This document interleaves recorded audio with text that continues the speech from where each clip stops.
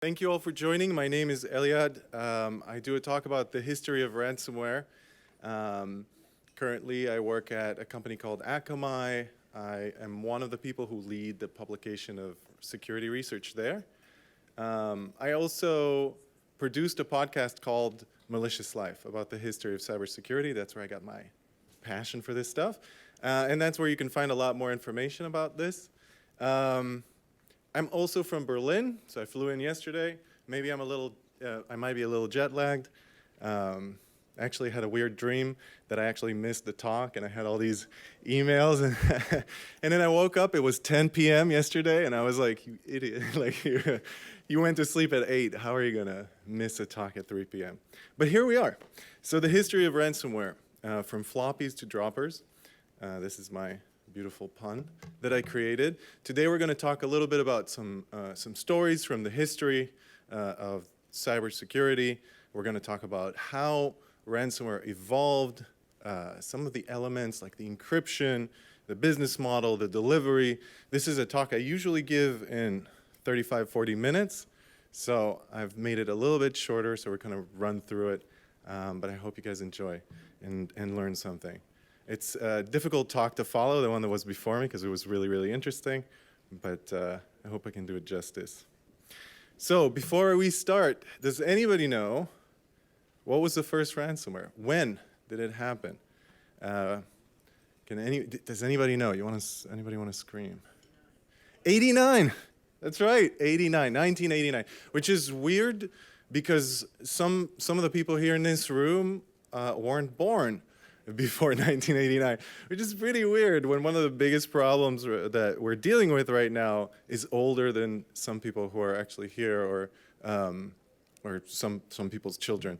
But it is a very old problem, and the story of the first ransomware is actually a bizarre story, and we'll talk about it. So this is the first ransomware. It was spread by floppy disks. It was called the AIDS information software, or as security people call it, the AIDS Trojan. And that's a terrible name, right, with a terrible connotation. But already we're getting some connections to how malware works today and the type of social engineering that is being done in the modern age. This was a Trojan that was written by a man called Joseph L. Pope in 1989. And he had this brilliant idea where he figured, if I can just create this software that encrypts people's computers, and I can send them a floppy disk, and I can get them to put that in, and their computer will get encrypted, and then I can make some money. And that's what he actually did. It was a brilliant idea, and so bizarre. So this man, Joseph L. Pope, decided he's going to send all these floppy disks out by mail individually. And when a person puts that into their computer, it asks them to turn on their printer.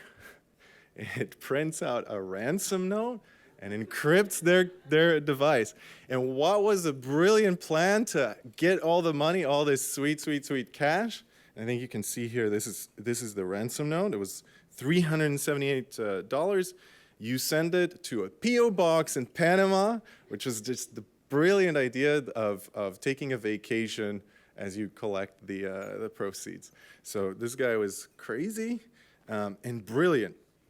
But that's what he did, and we can look a little bit at, in more detail at what were some of the elements that brought this whole thing together, and then compare them and maybe talk about the evolution. But it was composed of 3 different little details. The delivery, which nowadays we call it the Sneakernet. The idea that things don't really, he had to send it by snail mail. We didn't have an internet then. It wasn't anything that anybody used at that point. Or maybe we had some precursors to that. But in those days, you couldn't just send a file over to somebody. You had to actually physically get that to them. And here I think we have a little bit, we talked about this topic of the AIDS Trojan, the AIDS virus.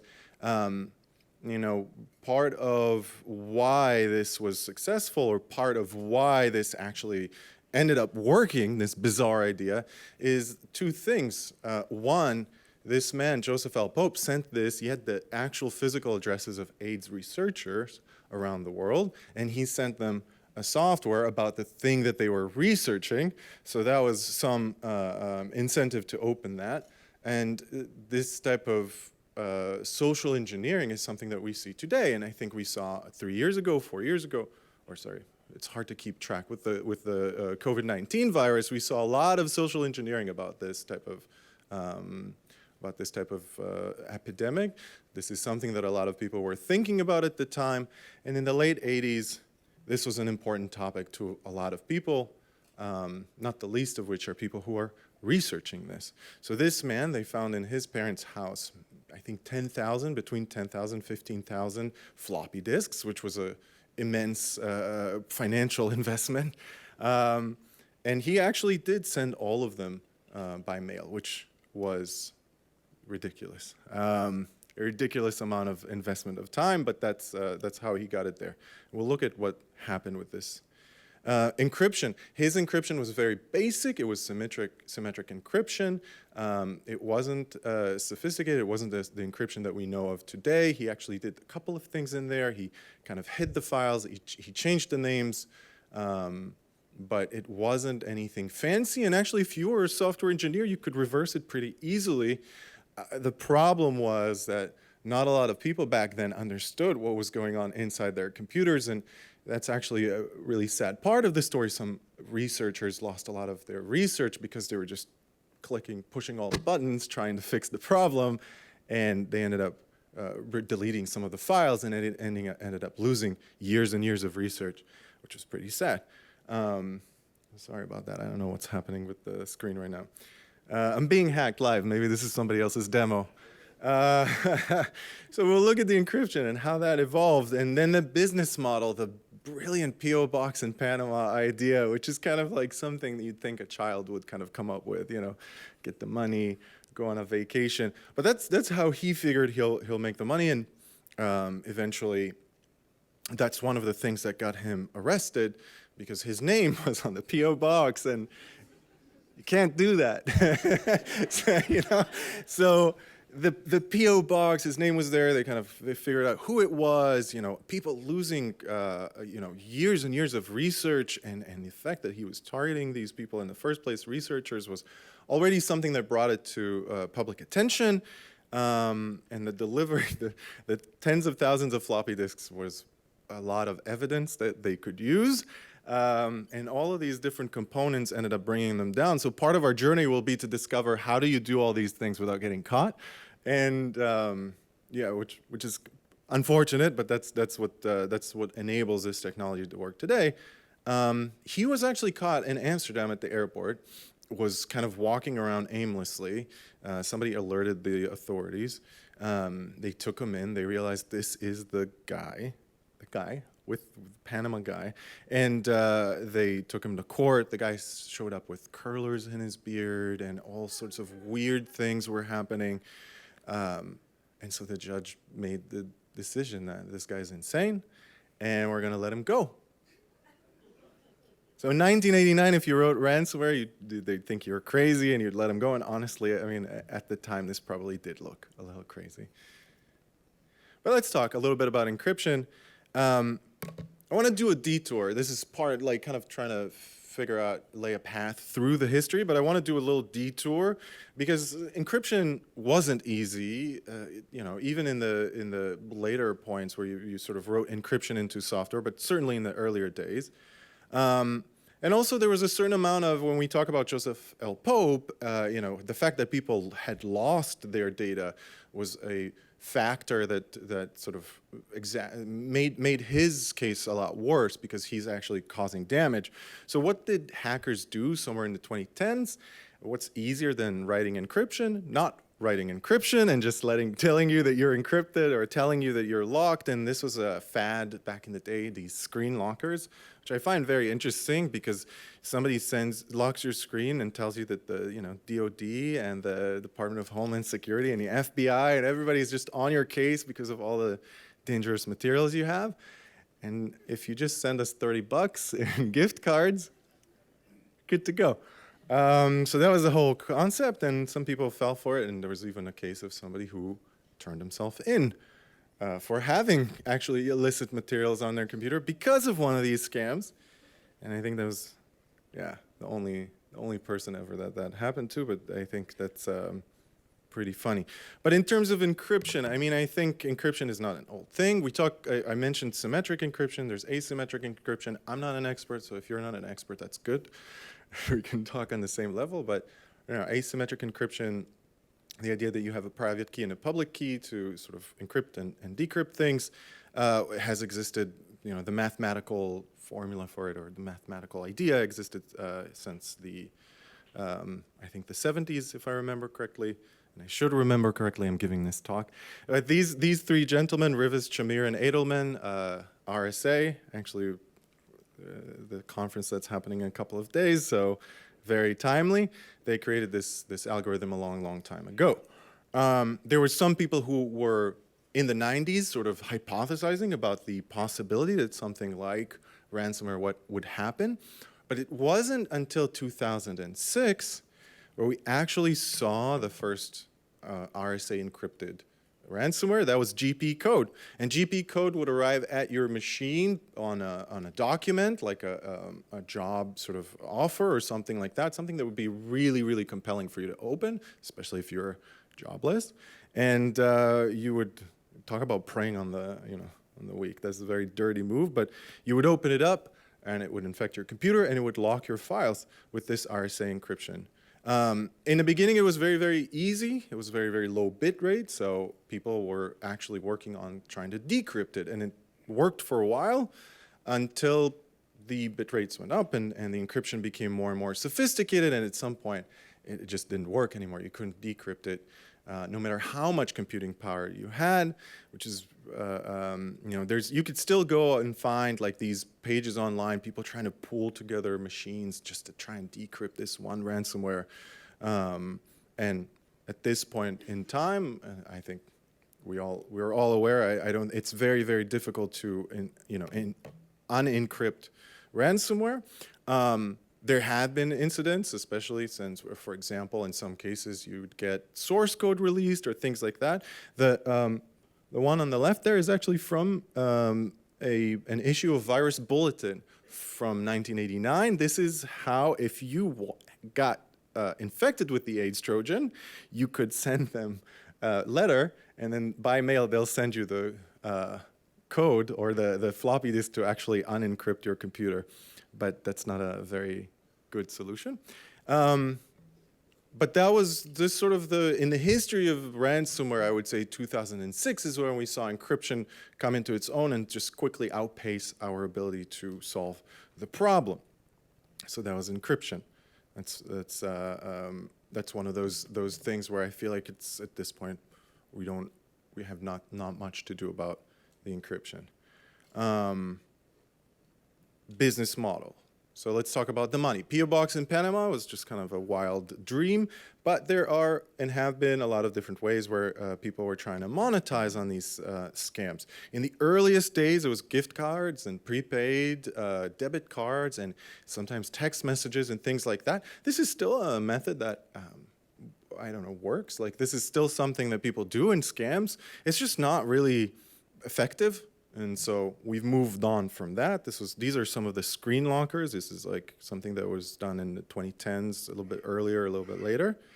There were electronic currencies. This is something that people had tried to use. There was a problem with that. This was kind of a service online. You would put money in there. You would give a code. You would get a code. And this was an idea of how to try and monetize on cybercrime. The problem is you would give these organizations your name and details, and as we mentioned earlier, that's not a good idea. So people would get caught, so this didn't work, and the spoiler of the year, the Bitcoin. So Bitcoin in 2013 is when things sort of clicked into place. I don't think anybody's shocked. The first ransomware I found that uses Bitcoin is CryptoLocker. Back in the day, 2 Bitcoins was around $300. So that's one of the first examples of ransomware using Bitcoin, and ever since then, I think cryptocurrency has become a big, big, big thing in writing ransomware. This is one of the most effective ways to monetize and remain relatively unknown. And so that was a step in the evolution. CryptoLocker was a very interesting ransomware, because it was one of the first ones to be distributed through this idea of a banking Trojan combined with a botnet or some kind of delivered through inside of a botnet, and we'll get to that a little bit later. This was a botnet called this Game Over Zeus botnet, led by, well, I'll show you in a little bit. We'll talk about the delivery, but it was, suffice to say, it was both delivered very effectively at the time, and was very effective at getting people's money. And in the early days, people who were, it was mostly people's computers who were getting hacked and deliver this. It wasn't like what we know today, big organizations. So a little bit about the delivery. So we started with the idea of floppy disks, and the Sneakernet was sort of in the 1980s, 1990s. This is how people got software over to each other, by walking over to their computer and jamming something in there. And I think the interesting thing that we'll find, whereas with the sort of encryption and the business model, there's kind of a linear path. With the delivery models, you'll find a path throughout history that is a little bit more parallel, and I'll show you in a second, which is a little frustrating as well in some ways. But nowadays people don't really use a Sneakernet, as it were, but you can still walk up to somebody's computer and jam something in there, so you could try that to great effect. So it's not like it's gone completely, but this was the main way people would transfer malware. It was to the point where when you look at some of the some magazines from the late 80s, early 90s, before the introduction of the internet, some people didn't even believe that, or they believed viruses existed, they just never seen one in action. And most of the viruses back then were just kind of for fun. Like they'd make a little grandpa walk on your screen or all sorts of things. Of course, there were some very interesting viruses that would totally destroy your whole day. But this talk is not about them. My next talk will be about that. So here's a couple of things that were happening, ways to deliver malware in sort of the late 90s. 95 was a beautiful era for bugs in software. The first thing is you've got the internet sort of coming up. You've got spam mail. That was, spam mail was not a new thing, but spam mail delivered via email was a bit new, but this is something that we still see today.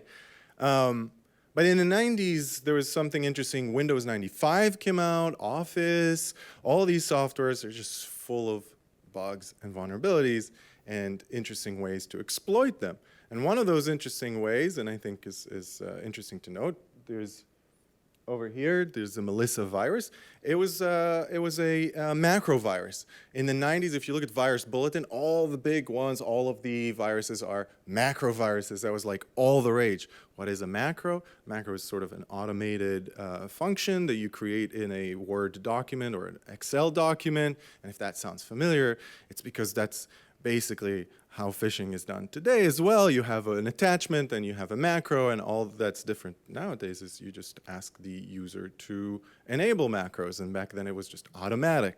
So, maybe I'm simplifying a little bit, but from 95 till today, we're still seeing a lot of abuse of macros. For example, vulnerabilities in Windows, vulnerabilities in Flash. We don't have Flash today, but there's still vulnerabilities online. And so in the 90s, that was all the rage in how you would sort of exploit and get into people's machines.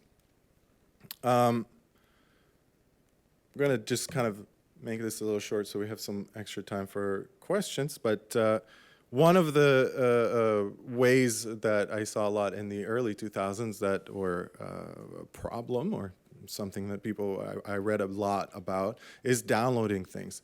The 2000s were sort of this boom of peer-to-peer downloads, and you might download your favorite Britney Spears song, and as you play it, you realize this isn't Britney Spears, this is ransomware. And so actually, no, not a ransomware, maybe a banking Trojan. But that was something that's obviously something that's still going on today. And that was one of the things that I've read about a lot. So downloading things is something that was a big problem in the early 2000s. Here's another thing, and I said I'll talk about this when I talked about CryptoLocker, Trojans, and botnets around the 2010s, were through the history of ransomware, were a great way of delivering ransomware. Banking Trojans were used to sort of create the sort of infection, and then either the machine would join a botnet and then delivered the ransomware, or they would use another payload to then spread through the network, spread through a corporate network or spread through whatever network, and then deliver ransomware. So this was really around the time 2013, where ransomware became a really big problem and sort of started growing. Two prominent examples of that from around that time was Game Over Zeus, which was a botnet that was used to deliver CryptoLocker, and Emotet, which was there was a famous Emotet trick bot, Ryuk, or Emotet insert another payload here, insert another ransomware here. These two pipelines were kind of the two big ones at the time. And the way they operated was pretty simple, and why they worked this way was pretty simple, because kind of layering all these things together from all these vulnerabilities from the 90s, when you think about getting people infected via phishing email or spam email, then using maybe a document that had a macro on it and some social engineering to get something to run on a machine. You use that macro to download a payload, let's say Emotet, and Emotet then establishes persistence or something like that, and then downloads another payload. And in this case, this specific graphic would be TrickBot, and then TrickBot was another type of Trojan, would then spread through the network, and then you can eventually get yourself a lot of different targets for ransomware.